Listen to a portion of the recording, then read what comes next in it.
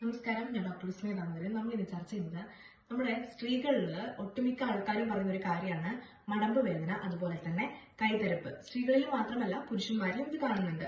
രാത്രി ഒന്ന് ഉറങ്ങാൻ കിടക്കുമ്പോൾ കൈ തരിച്ചിട്ട് നമുക്ക് ഉറങ്ങാൻ പറ്റുന്നില്ല. ഇനി ഒന്ന് ഉറങ്ങിക്കഴിഞ്ഞാലോ രാവിലെ എഴുന്നേൽക്കുമ്പോൾ നമ്മുടെ കാലിൽ മടമ്പ് നിലത്ത് കുത്താൻ പറ്റാത്ത അത്രയും വേദന.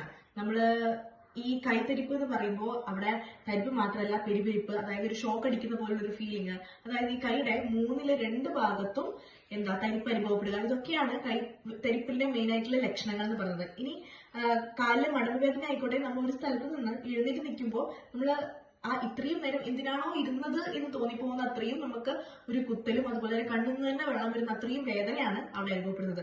പല പല മാർഗങ്ങളിലൂടെ നമ്മൾ ഇംഗ്ലീഷ് മരുന്ന്, അതായത് നമ്മൾ പെയിൻ കില്ലേഴ്സ് എടുത്തു, സർജറി ചെയ്തു, അതുപോലെ പല മാർഗങ്ങൾ ഉപയോഗിച്ചും ഈ വേദന ഒരു ശാശ്വതമായി നമുക്ക് പരിഹരിക്കാൻ പറ്റുന്നില്ല എങ്കിൽ ഇതിന്റെ കാരണം നമ്മൾ അന്വേഷിക്കേണ്ടതുണ്ട്. എന്താന്ന് വെച്ചാൽ പല കാരണങ്ങളുണ്ടെങ്കിലും മെയിൻ ആയിട്ടുള്ള ഇതിന്റെ ലക്ഷണം എന്ന് പറയുന്നത്, അതായത് റീസൺ എന്ന് പറയുന്നത്, നമ്മുടെ ശരീരത്തിലെ നീർക്കെട്ടുകൊണ്ടാണ്. നമ്മുടെ ശരീരത്തിൽ നീർക്കെട്ട് മാറ്റാതെ ഇതിനു വേണ്ടി നമ്മൾ എത്ര തന്നെ പെയിൻ കില്ലേഴ്സ് എടുത്താലും ഇവിടെ സർജറി ചെയ്യുന്നത് കൊണ്ടും നമുക്കിത് ശാശ്വതമായ പരിഹാരം കിട്ടുന്നില്ല.